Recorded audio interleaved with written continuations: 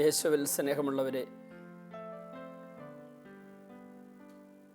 കുടുംബം എന്ന ദൈവിക സംവിധാനം അത് നിത്യ സനാതന മൂല്യങ്ങൾ എന്ന് പറയുന്നത് പോലെ നിത്യസനാതനമായ ഒരു സംവിധാനമാണ്. ദൈവം അനുവദിച്ചതും അനുഗ്രഹിക്കുന്നതും ലോകത്തിൽ ദൈവമക്കളുടെ ജനനത്തിനായി ഒരുക്കിയിരിക്കുന്നതുമായ സംവിധാനം, മാനവകുലത്തിൻ്റെ ദൈവികവും മനോഹരവുമായിട്ടുള്ള നിലനിൽപ്പിന് വേണ്ടി ദൈവം ഒരുക്കിയിരിക്കുന്ന ഒരു സംവിധാനം. അതിന് പകരം വയ്ക്കാൻ മറ്റൊന്നുമില്ല. വിവാഹ കൂദാശയിലൂടെ സഭയിൽ ഒരു പുരുഷനും സ്ത്രീയും ഭർത്താവും ഭാര്യയുമായി മാറുന്ന അത്ഭുതകരമായ നിമിഷത്തിൽ ഒരു കുടുംബം സ്ഥാപിക്കപ്പെടുകയാണ്.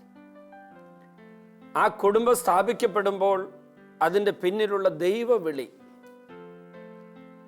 ഒരു പുരുഷനെ പിതാവാകാൻ, ഒരു സ്ത്രീയെ അമ്മയാകാൻ ദൈവം വിളിക്കുന്ന വിളി, ആ വിളിക്ക് അനിവാര്യമായിരിക്കുന്ന ഒരു പുരുഷനെ ഭർത്താവാക്കി മാറ്റുന്ന, സ്ത്രീയെ ഭാര്യയാക്കി മാറ്റുന്ന മനോഹരമായൊരു വിളി, അനേകം മനോഹരമായിട്ടുള്ള ദൈവിക കൃപകളുടെ പ്രവാഹത്തിന് ദൈവം ഒരുക്കി വച്ചിരിക്കുന്ന ഈ വലിയ സംവിധാനത്തെക്കുറിച്ച് ലോകം ശരിക്കും മനസ്സിലാക്കിയിട്ടില്ലെന്ന് എനിക്ക് തോന്നിയിട്ടുണ്ട്.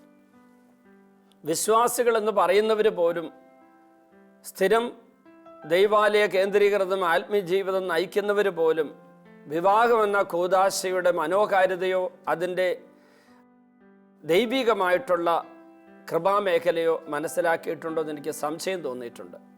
കാരണം വളരെ ആത്മീയമായ ജീവിതം നയിക്കുന്ന ഒരു കുടുംബത്തിലെ ഒരു മകൾ വിവാഹ കൂദാശ സ്വീകരിക്കാതെ ഒരു ചെറുപ്പക്കാരനുമായിട്ടുള്ള കല്യാണം നടത്തി അവർ രണ്ടുപേരും ഒരുമിച്ച് ജീവിക്കുന്നു.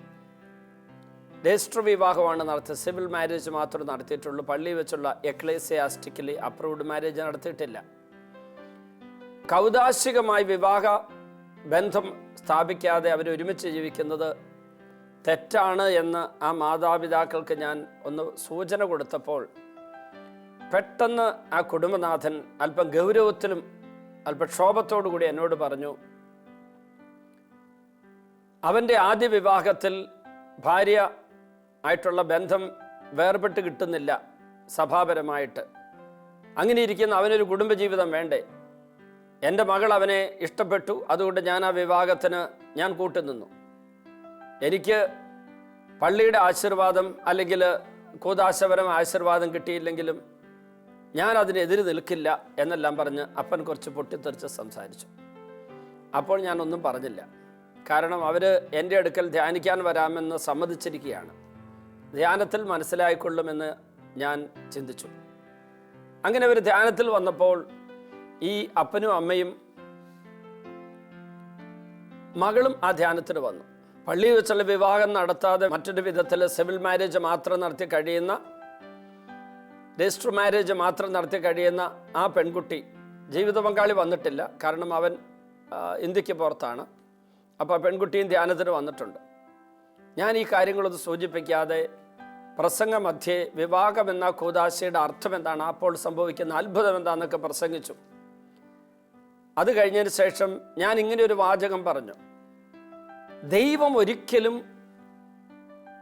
ഒരു പുരുഷനും സ്ത്രീയും തമ്മിൽ ശാരീരിക ബന്ധം പുലർത്തി മക്കളെ ജനിപ്പിക്കാൻ അല്ലെങ്കിൽ ആ ശാരീരിക ബന്ധത്തിലുള്ള സുഖം അനുഭവിച്ച് ജീവിക്കാൻ അനുവദിച്ചിട്ടില്ല ദൈവം.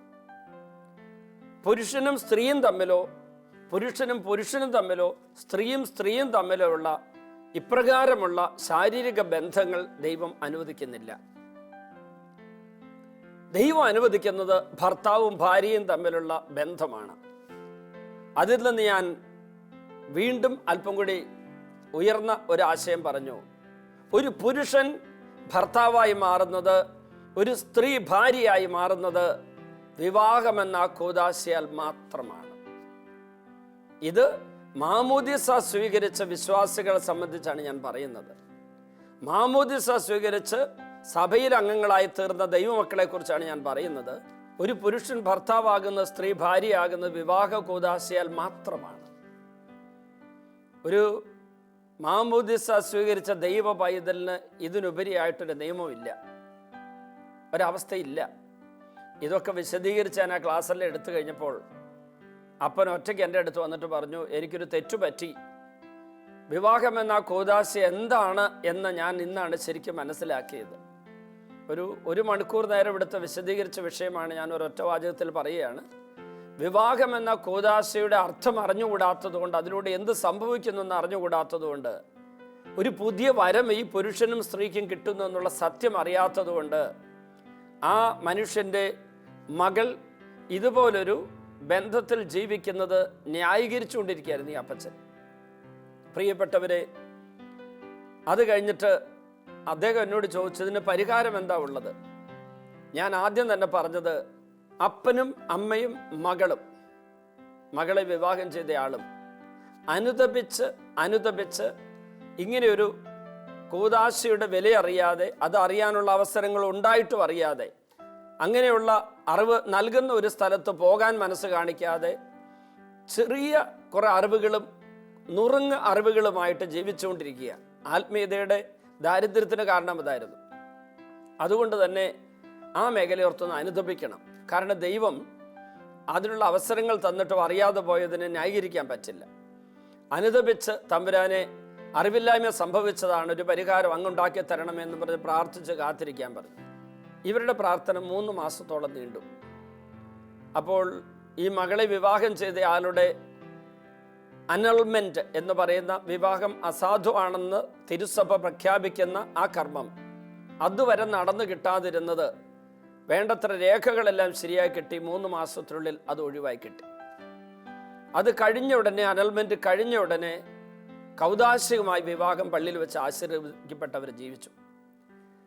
അപ്പോൾ ആ മകള് അന്ന് എന്നോടൊരു കാര്യം പറഞ്ഞു, ഇതുപോലുള്ള സത്യങ്ങൾ, വിവാഹം എന്ന കൗദാശയിലൂടെ സംഭവിക്കുന്ന വലിയ അത്ഭുതങ്ങൾ എന്തെന്ന് ലോകത്തിന് അറിഞ്ഞുകൂടാ. അത് സത്യമാണ്.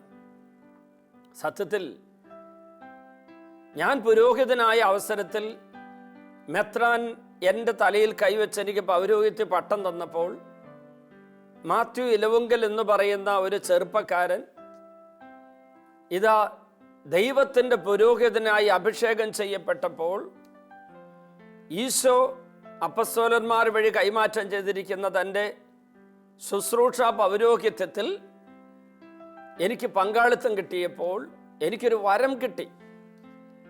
ആ വരത്തിലാണ് എൻ്റെ പൗരോഹിത്യ ശുശ്രൂഷ മുഴുവനും നിലനിൽക്കുന്നത്. ആ വരം എനിക്ക് കിട്ടിയത് പൗരോഹിത്യ പട്ടം എന്ന കൂദാശ വഴി മാത്രമാണ്. അത് ഞാൻ സെമിനാരിയിൽ പഠിച്ചതുകൊണ്ട് എനിക്ക് കിട്ടിയതല്ല. പഠനം അനിവാര്യമാണെങ്കിലും അത്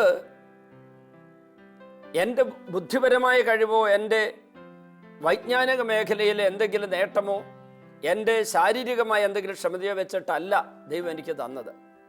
അതൊക്കെ ഇതിൻ്റെ അകത്ത് കൂടിച്ചേർന്ന് വരുമെങ്കിലും, അതൊക്കെ ഇതിന് അനിവാര്യമായ കാര്യമാണെങ്കിലും, ദൈവത്തിൻ്റെ തെരഞ്ഞെടുപ്പിനോട് ഞാൻ പ്രതികരിക്കുന്നു. ഞാനിതാ തയ്യാറാണ്.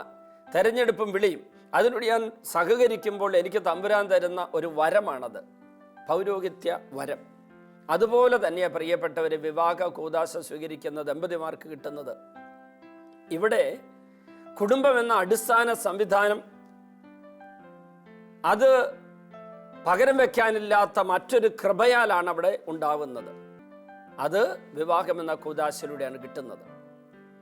എന്നാൽ വിവാഹം എന്ന കൂദാശ സ്വീകരിക്കുന്ന അനേകം ചെറുപ്പക്കാർ പണ്ടെങ്ങുമില്ലാത്ത മറ്റൊരു അവസ്ഥയിൽ ഇന്ന് കഴിയുന്നത്. ഒരു 50 80 വയസ്സിന് അല്ലെങ്കിൽ ഒരു 80 വയസ്സിന് മുകളിലുള്ള കാർന്നോന്മാർ ജീവിച്ചിരുന്ന കാലത്ത് ഇന്നിപ്പോൾ നമ്മൾ കാണുന്ന വിധത്തിലുള്ള വ്യക്തി സ്വാതന്ത്ര്യമൊന്നും ഉണ്ടായിരുന്നില്ല. മക്കൾക്ക് പ്രത്യേകിച്ച് മാതാപിതാക്കളുടെ കല്യാണം ആലോചിച്ച് 2 പേർക്കും ബോധ്യപ്പെട്ടെങ്കിൽ മകനോ മകളോ അതങ്ങ് സ്വീകരിക്കുന്നു. സ്വീകരിക്കാത്ത സ്ഥലത്ത് വലിയ ബഹളങ്ങളൊക്കെ ഉണ്ടാകും. മിക്കപ്പോഴും ഇങ്ങനെയുള്ള അറേഞ്ച്ഡ് മാരേജ് എന്ന് പറയുന്ന കുടുംബാംഗങ്ങളുടെ ആലോചന നടക്കുന്ന വിവാഹങ്ങൾ നടക്കുമായിരുന്നു. അന്ന് ഉണ്ടാകുന്നതിനേക്കാൾ കൂടുതലായി ഇന്ന് വിവാഹമോചനങ്ങളും കുടുംബ തകർച്ചകളും പെരുകി വരുന്നു. ഇന്ന് ചെറുക്കന് പുരുഷന് ഇഷ്ടമുള്ള ആളെ കണ്ടെത്തുവാനുള്ള സ്വാതന്ത്ര്യം സമൂഹം അനുവദിച്ചു കൊടുത്തു. അതുപോലെ പെൺകുട്ടിക്കും. അവർ തമ്മിൽ പരസ്പരം ഒന്ന് പരിചയപ്പെട്ടു. അവരുടെ രണ്ടുപേരുടെയും സ്വഭാവങ്ങളും ശൈലികളൊക്കെ മനസ്സിലാക്കി അവർ കുറച്ചു കാലം ആശയം അങ്ങോട്ടും ഇങ്ങോട്ടും പങ്കുവെച്ചൊക്കെ സൗഹാർദ്ദത്തിൽ ജീവിച്ചു. എന്നിട്ട് മാതാപിതാക്കളെ അറിയിക്കുന്നു, കല്യാണം നടത്തി തരണം. ഇതൊക്കെ സംഭവിച്ചിട്ടും രണ്ടുപേരുടെ അഭിരുചികളെല്ലാം സമാനമായിരുന്നിട്ട് പോലും, വ്യത്യസ്തങ്ങൾ അഭിരുചികളുള്ളവർ വിട്ടുവീഴ്ച ചെയ്യാൻ തയ്യാറായിട്ട് കല്യാണം നടത്തിയിട്ട് പോലും ഇതൊന്നുമില്ലാതെ വിവാഹം നടന്നിരുന്ന 80 വർഷം മുമ്പുള്ള വിവാഹ ജീവിതത്തിലുണ്ടായിരുന്ന കൂട്ടായ്മയും ഐക്യവും ഭിന്നിച്ചു പോകാതിരിക്കുന്ന അവസ്ഥ ഇന്ന് കാണുന്നില്ല. എന്തായിരിക്കാം കാരണം? ഉൽപ്പത്തി 2:18 ദൈവം പറഞ്ഞൊരു വചനമുണ്ട്, ചേർന്ന ഇണയെ ഞാൻ നൽകും. ദൈവം ചേർത്ത് തരുന്ന ഇണയെ സ്വീകരിച്ചു കഴിഞ്ഞാൽ അത് പിന്നെ ഭിന്നിച്ചു പോവുകയില്ല എന്ന് തന്നെയാണ് ഞാൻ വിശ്വസിക്കുന്നത്. ഇനി അഥവാ ദൈവം ചേർത്ത് തരുന്ന ഇണയെ സ്വീകരിച്ചിട്ട് അത് പിന്നീട് ഭിന്നിച്ചു പോയാൽ അത് അവരുടെ ആത്മനാശത്തിന് പോലും കാരണമാകും. കാരണം ദൈവത്തിൻ്റെ പദ്ധതി അവിടെ തകരുന്നു. അപ്പോൾ പെട്ടെന്ന് എനിക്ക് നിങ്ങൾക്ക് ചോദിക്കാവുന്നൊരു ചോദ്യമുണ്ട്, ദൈവം അനുവദിച്ചു തരുന്ന ചേർത്ത് തരുന്ന ഇണയെ എങ്ങനെ കണ്ടെത്തും? അതിനും സത്യമായിട്ടും എനിക്ക് പരിശുദ്ധാത്മാ തന്ന വെളിപ്പെടുത്തൽ ഇതാണ്. അതിന് നമ്മുടെ വ്യക്തിപരമായിട്ടുള്ള ഇടപെടൽ വേണ്ട എന്ന് ഞാൻ പറയില്ല. യുവതലമുറ അതിനെ അംഗീകരിക്കില്ലെന്നും എനിക്കറിയാം, ഞാനും അംഗീകരിക്കില്ല. വിവാഹം ചെയ്യാൻ പോകുന്ന പുരുഷൻ, സ്ത്രീ, ആൺകുട്ടി, പെൺകുട്ടി, യുവാവ്, യുവതി, അവരുടെ ആഗ്രഹങ്ങളും അഭിലാഷങ്ങളും അവരുടെ ഇഷ്ടങ്ങളും അനിഷ്ടങ്ങളും ഒക്കെ ഇതിൻ്റെ അകത്ത് ഒരു ഘടകമാകാം ഇവരുടെ അന്വേഷണത്തിൽ, തിരഞ്ഞെടുപ്പിൻ്റെ കാര്യത്തിൽ. അതിന് സംശയമൊന്നുമില്ല. എന്നാൽ അത് മാത്രം പോരാ. എനിക്കിഷ്ടപ്പെട്ടു, അതുകൊണ്ട് ഞാൻ കിട്ടുന്നു, അവൾക്ക് എന്നെ ഇഷ്ടം, എനിക്ക് അവളെ ഇഷ്ടം, അതുകൊണ്ട് ഞങ്ങളുടെ കല്യാണം നടത്തി തരണമെന്ന് പറയുന്നതിന് മുമ്പ് ഇത് ദൈവം അനുവദിക്കുന്നുണ്ടെന്നറിയാൻ വേറെ ചില കാര്യങ്ങൾ കൂടിയുണ്ട്. ഇത് സഭ അനുവദിക്കുന്നുണ്ടെന്ന് നോക്കണം. കാരണം ദൈവം സഭയിലൂടെ ചൊരിയുന്ന കൃപകളെ നമ്മൾ നിഷേധിക്കാൻ പാടില്ല. ഹെസ്സക്കിയ എന്ന് പറയുന്ന രാജാവ്, ദിനവൃത്താന്തം 2-ാം പുസ്തകം 29-ാം അധ്യായത്തിൻ്റെ 15-ാം വചനത്തിൽ നമ്മൾ വായിക്കുകയാണ്, ഹെസ്സക്കിയ രാജാവ് ലേവി പുരോഹിതന്മാരോട് തകർന്നു കിടന്നിരുന്ന, നശിച്ചു കിടന്ന ജെറൂസലേം ദേവാലയം വിശുദ്ധീകരിക്കാൻ ആവശ്യപ്പെട്ടപ്പോൾ അവര് കർത്താവ് അരുളി ചെയ്തതനുസരിച്ച് രാജാവ് കൽപ്പിച്ചതിന് പ്രകാരം ആ ദേവാലയം വിശുദ്ധീകരിക്കാൻ അകത്ത് കിടന്നു. കർത്താവിൻ്റെ അരുളപ്പാട് ഇതിൻ്റെ പിന്നിലുണ്ട്. പക്ഷെ രാജാവിൻ്റെ കൽപ്പന, അത് തിരുസഭയുടെ കൽപ്പനയായിട്ട് നമുക്ക് എടുക്കാം. അതോടുകൂടി അവരങ്ങ് ചെന്നത്. ഇനി ആ ഹെസ്സക്കിയ രാജാവിൻ്റെ കാര്യത്തിലേക്ക് ഒന്ന് പോവുകയാണ്. രാജാക്കന്മാരുടെ 2-ാം പുസ്തകം 18-ാം അധ്യായത്തിൽ 5 മുതൽ 7 വരെയുള്ള തിരുവചനങ്ങൾ നമ്മൾ വായിക്കുന്നു. എങ്ങനെയാണ് ഹെസ്സക്കിയയ്ക്ക് വിജയം ഉണ്ടായത്? കർത്താവിൻ്റെ കൂടെ ഉണ്ടായിരുന്നത്. അവൻ ദൈവമായ കർത്താവിൽ വിശ്വസിച്ചു, കർത്താവിനോട് വിശ്വസ്തത പുലർത്തി, കർത്താവിനോട് ഒട്ടിനിന്നു, കർത്താവിനെ അനുഗമിച്ചു, മോശ വഴി കർത്താവ് നൽകിയ കൽപ്പനകളെല്ലാം പാലിച്ചു. കർത്താവിൻ്റെ കൽപ്പന തലമുറകൾക്ക് മുമ്പേ മോശ വഴി കിട്ടിയത് സ്വീകരിച്ചു ഹെസ്സക്കിയ രാജാവ്. അതിനാൽ കർത്താവ് അവനോട് കൂടി ഉണ്ടായിരുന്നു, അവൻ്റെ ഉദ്യമങ്ങളെ വിജയിപ്പിക്കുകയും ചെയ്തു. തിരുസഭ വഴി, 2000 വർഷം പഴക്കമുള്ള തിരുസഭ വഴി ദൈവം നമുക്ക് നൽകുന്ന ക്രമീകരണങ്ങളെയും ക്രമങ്ങളെയും സംവിധാനങ്ങളെയും പ്രബോധനങ്ങളെയും അഭിഷേകത്തെയും നമ്മൾ സ്വീകരിക്കണം. നമുക്ക് തോന്നിയ രീതിയിൽ പോകാൻ പറ്റില്ല. സഭാ സംവിധാനം, തിരുസഭാ സംവിധാനം, അത് ദൈവം ഒരുക്കിയതാണ്. അതിലൂടെ കിട്ടുന്ന കൃപയെ നിരസിച്ചാൽ നമ്മൾ നമ്മുടെ ജീവിതത്തിൽ പരാജയം വിളിച്ചു വരുത്തുകയാണ്. രണ്ടാമതായി, കുടുംബം എന്ന മഹാസംവിധാനം. അതിൽ പ്രത്യേകിച്ച് മാതാപിതാക്കൾ, സഹോദരങ്ങൾ, ബന്ധുക്കൾ, ഇവരടങ്ങുന്ന കുടുംബം. ആ കുടുംബ കൂട്ടായ്മയും സഭാ കൂട്ടായ്മയും നമ്മുടെ കൂടെ നിൽക്കണം. ഇത് കഴിഞ്ഞേ കൂട്ടുകാർ പാടുള്ളൂ. പക്ഷേ യുവതലമുറയ്ക്ക് ഉണ്ടാകുന്ന ഒരു അപകടം, കൂട്ടുകാരാണ് പല കല്യാണത്തിൻ്റെയും തീരുമാനങ്ങൾ എടുക്കാനുള്ള പ്രധാനപ്പെട്ട പ്രേരക ശക്തി. പിന്നെ ശാസ്ത്ര സാങ്കേതിക സംവിധാനങ്ങൾ, പല സോഷ്യൽ നെറ്റ്വർക്കുകളുണ്ട്, മൊബൈൽ ഫോൺ സംവിധാനമുണ്ട്, അതുപോലെ തന്നെ ഇൻ്റർനെറ്റിൻ്റെ സൗകര്യങ്ങളുണ്ട്. അങ്ങനെ ഒത്തിരി കാര്യങ്ങളുണ്ട്. ഈ വിശാലമായിട്ടുള്ള ശാസ്ത്ര സാങ്കേതിക സംവിധാനങ്ങളുടെ കൂട്ടായ്മ, കൂട്ടുകാരുടെ കൂട്ടായ്മ, ഇത് രണ്ടിനെ വെളിച്ചത്തിൽ കുടുംബ കൂട്ടായ്മ, തിരുസഭാ കൂട്ടായ്മ വെടിയുമ്പോൾ യുവതി യുവാക്കൾ വിവാഹത്തെക്കുറിച്ചുള്ള തെറ്റായ ചിന്തയിലേക്കും അറിവിലേക്കും വരും. അവിടെ പല കുടുംബങ്ങളും തകർന്നത്. പ്രിയപ്പെട്ടവരെ, ദൈവത്തിലുള്ള ആശീർവാദം സ്വീകരിക്കാൻ വരുന്ന ഈ വിവാഹിതരാകാൻ പോകുന്ന പുരുഷനും സ്ത്രീയും തിരുസഭയിലൂടെ ആ ആശീർവാദം സ്വീകരിക്കണം. ഒന്ന്. രണ്ടാമതായി, ആ കുടുംബത്തിൻ്റെ അനുഗ്രഹം, ആശീർവാദം, കൂട്ടായ്മ, സ്നേഹം, സപ്പോർട്ട് അതിന് വേണം. എങ്കിലേ ദൈവം ചേർത്ത് തരുന്ന ഇണയാണ് വിവാഹം കഴിക്കുന്നതെന്ന് പറയാൻ പറ്റുള്ളൂ. ഈ ഒരു അടിസ്ഥാനത്തെ തള്ളിക്കളഞ്ഞതാണ് പല കുടുംബങ്ങളിലെ തകർച്ചയ്ക്ക് കാരണം. പ്രിയപ്പെട്ടവരെ, നമ്മുടെ ഇന്നത്തെ ഈ ധ്യാനം നമ്മൾ പ്രാർത്ഥനയോടുകൂടി അവസാനിപ്പിക്കുകയാണ്. കുടുംബം എന്ന മഹാസംവിധാനത്തിൻ്റെ ഭിന്നതയ്ക്ക്, കലഹത്തിന്, അതുപോലെ തകർച്ചയ്ക്ക് കാരണമാകുന്ന ഒത്തിരി മേഖലകളുണ്ട്, നമ്മുടെ ചുറ്റുമുണ്ട്. ചിലതെല്ലാം നമ്മുടെ ഉള്ളിൽ തന്നെയാണ്. തെറ്റായ അറിവുകൾ, തെറ്റായ ആഗ്രഹങ്ങൾ, അഭിലാഷങ്ങൾ, ശൈലികളായിരിക്കാം ഇതിൻ്റെ ഭിന്നതയ്ക്കും തകർച്ചയ്ക്കും കാരണം. മറ്റൊന്ന് പുറത്തുള്ള സ്വാധീനം. രണ്ടിൽ നിന്നും മോചനം കിട്ടണം. ബാഹ്യമായിട്ടുള്ള തിന്മ നിറഞ്ഞ സ്വാധീനങ്ങൾ, ആന്തരികമായി കിടക്കുന്ന തെറ്റായ അറിവുകൾ, അതിൽ നിന്നെല്ലാം മോചനം കിട്ടണം. അതിനുവേണ്ടി നമുക്കൊന്ന് പ്രാർത്ഥിക്കാം. ഈശോയെ, ഇന്നത്തെ ഈ ശുശ്രൂഷയിലൂടെ എന്നെ കേട്ടുകൊണ്ടിരുന്ന എല്ലാ മക്കൾക്കും കുടുംബജീവിതം എന്ന വിശുദ്ധവും അങ്ങേയറ്റം ദൈവികവുമായ സംവിധാനത്തിൻ്റെ തകർച്ചയ്ക്ക് കാരണമാകുന്ന മേഖലകളെക്കുറിച്ചുള്ള അറിവ് അങ്ങ് നൽകിയല്ലോ. ഈശോയെ, വിവാഹമെന്ന കൂദാശയുടെ പാവനമായ അഭിഷേക മേഖല മറന്ന് വെറും ശാരീരികമായിട്ടുള്ള ഒന്നാകലിലും അതിൻ്റെ സുഖത്തിലും മാത്രം ആഗ്രഹം വെച്ചും അതിൽ മാത്രം അഭിരമിച്ചും കഴിയുന്ന ഓരോരുത്തരെയും മാനസാന്തരത്തിലേക്ക് നയിക്കണമേ. അങ്ങയുടെ മഹാസംവിധാനത്തെ ഏറ്റവും വിശുദ്ധിയുള്ള മനസ്സോടെ എല്ലാവരും ഉൾക്കൊള്ളാൻ ഇടവരട്ടെ. കുടുംബങ്ങളെ തകർക്കുന്ന തെറ്റായ മനോഭാവങ്ങളിൽ ദാസരെ മോചിപ്പിക്കണമേ. ഭിന്നതയും കലഹവും അസൂയയും അസ്വസ്ഥതയും അതുപോലെ തന്നെ ലോകമോഹങ്ങളും എല്ലാവരും നിന്ന് വിട്ടുപോകട്ടെ. ഈ ശുശ്രൂഷ പങ്കെടുത്ത എല്ലാ കുടുംബങ്ങളെ അനുഗ്രഹിക്കണമേ. ദമ്പതിമാരെ സ്നേഹത്തിൽ ഒന്നിപ്പിക്കണമേ. വിവാഹ കൂദാശ സ്വീകരണ സമയത്തുള്ള കുറവുകൾ പരിഹരിച്ചു കൊടുക്കണമേ. എല്ലാ തരത്തിലുള്ള ദുസ്വാധീനങ്ങൾ വിട്ടുപോകട്ടെ. പിതാവിൻ്റെയും പുത്രൻ്റെയും പരിശുദ്ധാത്മാവിൻ്റെയും നാമത്തിൽ ആമേൻ.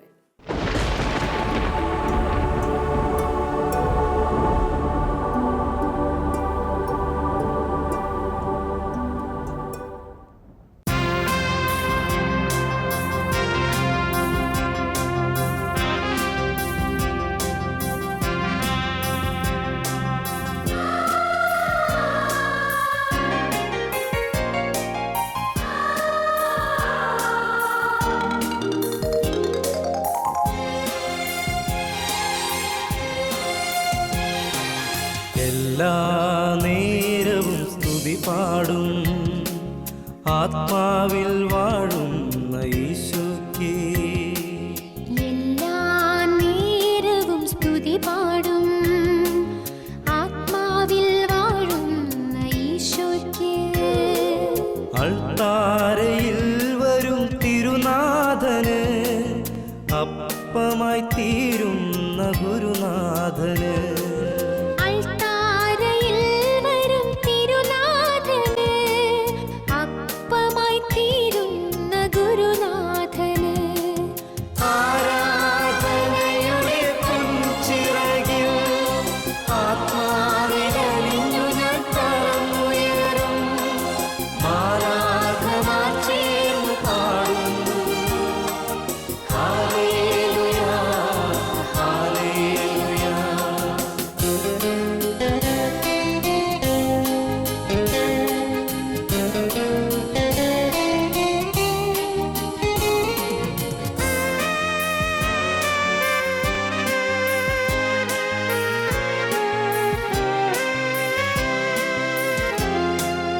ഇപ്പോൾ ഈ ശുശ്രൂഷയിൽ പങ്കെടുക്കുന്ന എല്ലാവരും, ഈ ശുശ്രൂഷയെ വിവിധ രാജ്യങ്ങളിലും സ്ഥലങ്ങളിലും ഇരുന്ന് പങ്കെടുക്കുന്ന എല്ലാവരും, അവരെ പീഡിപ്പിക്കുന്ന എല്ലാ രോഗപീഠകളും, എല്ലാ തരത്തിലുള്ള പൈശാചിക ശക്തികളെ, ഉപദ്രവങ്ങളും എല്ലാം വിട്ടുപോകാൻ വേണ്ടി പ്രാർത്ഥിക്കുന്നു. കാൽവരി കുരിശിൽ നിന്നൊഴുകിയ തിരുരക്തം ഈ ദിവ്യകാരുണ്യം വഴി ഇത് കേട്ടുകൊണ്ടിരിക്കുന്ന, ഈ ശുശ്രൂഷയെ പങ്കെടുത്തുകൊണ്ടിരിക്കുന്ന എല്ലാവരിലും വന്ന് വീഴട്ടെ എന്ന് പ്രാർത്ഥിക്കുന്നു. ഇപ്പോൾ യേശുവിൻ്റെ രക്തത്തിൽ എല്ലാ പാപക്കറകളും നീങ്ങിപ്പോകട്ടെ എന്ന് പ്രാർത്ഥിക്കുന്നു. കാൽവരി കുരിശിലൊഴുകിയ ചുടുചോര ഓരോ വ്യക്തിയെ ഇപ്പോൾ വിശുദ്ധീകരിക്കട്ടെ എന്ന് പ്രാർത്ഥിക്കുന്നു. 1 യോഹന്നാൻ 1:7 അവിടുത്തെ പുത്രനായ യേശുവിൻ്റെ രക്തം എല്ലാ പാപങ്ങളും നമ്മളെ ശുദ്ധീകരിക്കുന്നു. കർത്താവേ, പാപങ്ങൾ ഞങ്ങളെ ശുദ്ധീകരിക്കണമേ. അറിഞ്ഞും അറിയാതെ വിചാരത്താലും വാക്കാലും പ്രവൃത്തിയാലും ഉപേക്ഷയാലും ചെയ്തു പോയ പാപങ്ങളെല്ലാം പൊറുക്കാൻ തിരുവെള്ളമാകണമേ. തിരുരക്തം ഞങ്ങളുടെ മേൽ വീഴ്ത്തണമേ കർത്താവേ. ഏതെല്ലാം മനസ്സ് മുറിവേറ്റിരിക്കുന്നുവോ, ഏതെല്ലാം ശരീരം രോഗബാധിതമായിരിക്കുന്നുവോ, ഏതെല്ലാം ആത്മാവ് പാപത്താൽ മലിനമാക്കപ്പെട്ടിരിക്കുന്നുവോ, ഈ ആത്മാവിലേക്കും മനസ്സിലേക്കും ശരീരത്തിലേക്കും ഓ ഈശോയെ അങ്ങയുടെ ചുടുചോര ഒഴുകി വീഴട്ടെ എന്ന് പ്രാർത്ഥിക്കുന്നു. അങ്ങ് കഴുകുന്നില്ലെങ്കിൽ ഞങ്ങൾക്ക് അങ്ങയോട് പങ്കില്ലല്ലോ കർത്താവേ. അങ്ങ് ഞങ്ങളെ കഴുകണമേ കർത്താവേ. എല്ലാവരും ഇപ്പോൾ കഴുകണമേ കർത്താവേ. ഞങ്ങളെ ശുദ്ധീകരിക്കണമേ കർത്താവേ. പാപമോചനം നൽകണമേ കർത്താവേ. എല്ലാ മക്കളും അനുഗ്രഹിക്കപ്പെടട്ടെ. കോടിക്കണക്കിന് ജനങ്ങളിലേക്ക് ഈ വലിയ ശുശ്രൂഷയുടെ ശക്തി ഒഴുകട്ടെ എന്ന് പ്രാർത്ഥിക്കുന്നു. എല്ലാവരിലേക്കും ഒഴുകട്ടെ എന്ന് പ്രാർത്ഥിക്കുന്നു. കുടുംബങ്ങളിലേക്ക് ഒഴുകട്ടെ എന്ന് പ്രാർത്ഥിക്കുന്നു. പാപികൾ മാനസാന്തരപ്പെടട്ടെ. ബന്ധനം മോചിക്കപ്പെടട്ടെ. രോഗികൾ സൗഖ്യം പ്രാപിക്കട്ടെ. അന്ധകാര ബന്ധനം അഴിയട്ടെ എന്ന് പ്രാർത്ഥിക്കുന്നു. ബന്ധനങ്ങൾ അഴിഞ്ഞു പോകട്ടെ എന്ന് പ്രാർത്ഥിക്കുന്നു. കുടുംബത്തിലെ രോഗങ്ങൾ വിട്ടുപോകട്ടെ. ഊമർ സംസാരിക്കട്ടെ. നാവിന്റെ കെട്ടഴിയട്ടെ. ശ്വാസകോശ രോഗങ്ങൾ മാറട്ടെ. തലച്ചോറിന്റെ രോഗങ്ങൾ മാറട്ടെ. മാനസിക രോഗികൾ സൗഖ്യം പ്രാപിക്കട്ടെ. അവരുടെ എല്ലാ കെട്ടുകളും അഴിഞ്ഞു പോകട്ടെ. യേശുവിന്റെ നാമത്തിൽ സൗഖ്യമുണ്ടാകട്ടെ. വായിലെ മോണയിലെ പല്ലിന്റെ രോഗങ്ങളെല്ലാം വിട്ടുപോകട്ടെ. തൊണ്ടയിലെ ശ്വാസകോശത്തിലെ രോഗങ്ങൾ വിട്ടുപോകട്ടെ. ഹൃദയത്തിന്റെ രോഗങ്ങൾ വിട്ടുപോകട്ടെ. ആമാശയത്തിന്റെ രോഗങ്ങൾ വിട്ടുപോകട്ടെ. കുടലിലെ രോഗങ്ങൾ വിട്ടുപോകട്ടെ. എല്ലാ രോഗികളും സൗഖ്യം പ്രാപിക്കട്ടെ. പ്രമേഹ രോഗം വിട്ടുപോകട്ടെ. പാൻക്രിയാസ് സൗഖ്യം പ്രാപിക്കട്ടെ. കരൾ രോഗം വിട്ടുപോകട്ടെ. എല്ലാ നാഡീഞരമ്പുകളും ബലം പ്രാപിക്കട്ടെ. അസ്ഥികൾ ബലം പ്രാപിക്കട്ടെ. അസ്ഥികളെ സുഖപ്പെടുത്തണമേ. തളർന്ന ശരീരം ബലം പ്രാപിക്കട്ടെ. ത്വക്ക് രോഗം മാറട്ടെ. രക്തത്തിന്റെ വൈകല്യങ്ങൾ വിട്ടുപോകട്ടെ. എല്ലാ രോഗികളും സൗഖ്യം പ്രാപിക്കട്ടെ. അത്ഭുതകരമായി സൗഖ്യം ഒഴുകട്ടെ. യേശുവിന്റെ നാമത്തിൽ ബന്ധനങ്ങൾ അഴിയട്ടെ. കെട്ടുകൾ അഴിയട്ടെ. മുറിവുകൾ മാറട്ടെ. എല്ലാവരും സൗഖ്യം പ്രാപിക്കട്ടെ. എല്ലാ പാപങ്ങളും നീങ്ങി പോകട്ടെ. കുടുംബങ്ങൾ ഐശ്വര്യം നിറയട്ടെ. അനുഗ്രഹം നിറയട്ടെ. സമൃദ്ധി നിറയട്ടെ. ഹല്ലേലൂയ.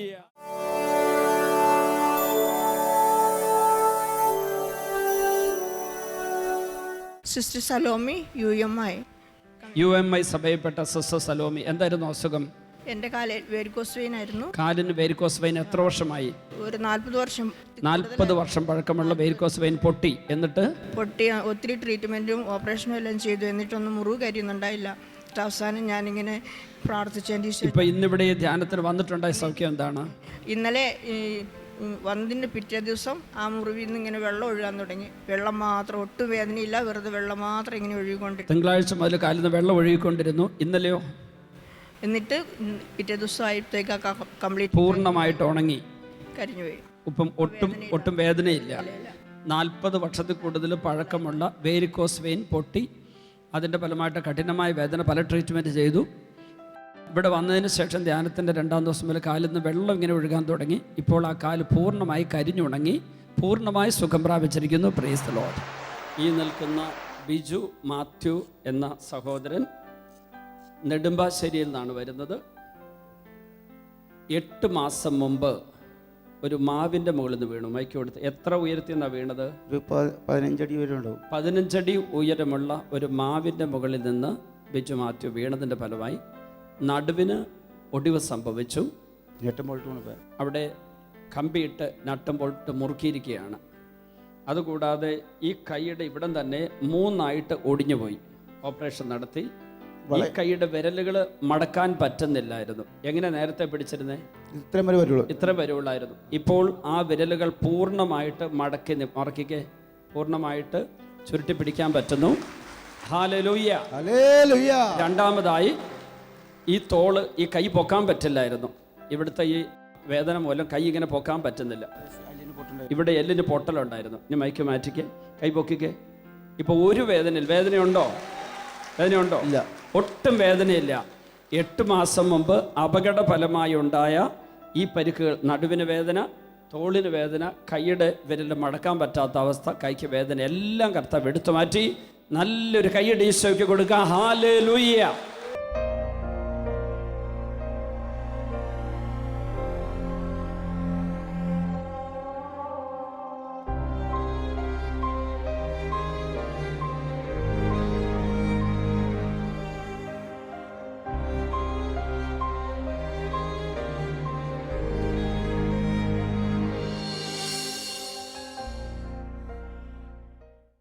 വിശദ വിവരങ്ങൾക്ക് director, divine vision, divine retreat centre, Muringoor, Chalakudy 680316, Kerala, south India. Telephone 0091 480 270 8098, 0091 480 270 2613.